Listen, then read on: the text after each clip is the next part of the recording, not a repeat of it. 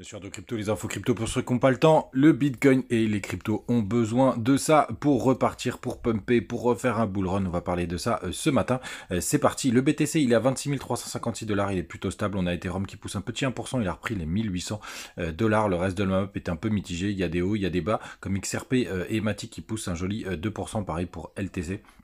Mais vraiment rien de folichon. Ce matin, on a quand même Ton qui recule de 3,2%.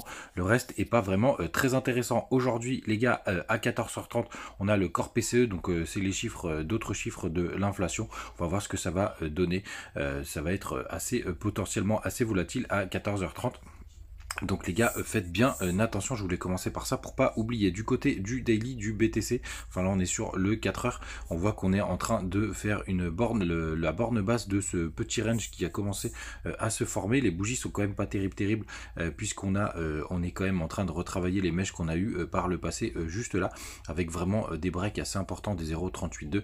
Donc normalement les gars, quand on casse les 0,38,2, c'est retour dans la zone de rechargement. Et cette zone de rechargement les gars, elle se situe entre les 22 083 $ et les 24 000 $ grosso modo. Donc vraiment toute cette zone qui pourrait être la cible théorique si jamais on a un retracement plus lourd du côté d'Ichimoku. Je vous le disais hier, on a le bas du nuage qui est un petit peu plus haut puisque le plat pour le coup, on est en train de s'arrondir, donc ça c'est un petit peu mieux, mais rien de grand, de très folichon. Du côté du long short ratio, les gars, ce qui est intéressant de constater, c'est quand même qu'on a eu quelques shorters qui sont rentrés un peu plus tardivement. Vous le voyez juste ici, on a quand même toujours cette majorité de personnes qui sont désormais, qui sont toujours en long, pardon. On est à 67% sur le spot, ça achète pas du tout. Et si on vient justement à cette information, je pense que malheureusement, il va nous falloir quand même une très grosse news ou quelque chose d'important pour faire revenir les investisseurs, parce que pour le coup là pour l'instant c'est quand même le calme absolu, le calme plat. Tous ceux qui sont sur le marché des cryptos,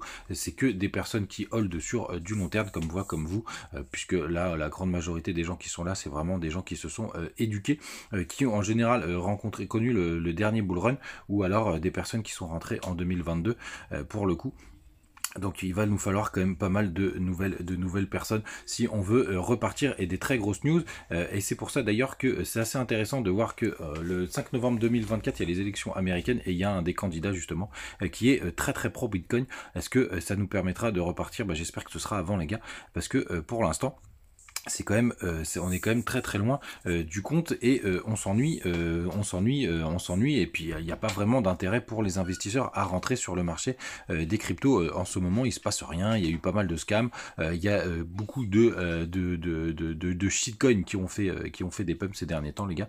Donc vraiment, il me tarde qu'il se passe quelque chose, mais pour l'instant on s'ennuie quand même comme des rats morts. Du côté du dollar, on est toujours en train de titiller des nouveaux plus hauts. On est quand même sur une grosse résistance là pour le coup, puisque ça va être la zone de rechargement de short de tout ce dernier mouvement. Mais les gars, restez en grande prudence. Je vous souhaite une très bonne journée. Petite vidéo ce matin, puisque il n'y a pas quand même grand chose à dire. Il y a quand même l'expiration des options avec le Max Pain Prime à 27 000 $. Vous savez tout les gars, on se retrouve comme d'habitude tous les matins. N'hésitez pas à y liker, à vous abonner, ça fait un peu de baume au cœur sur ces périodes où on s'ennuie comme des rats morts. Salut.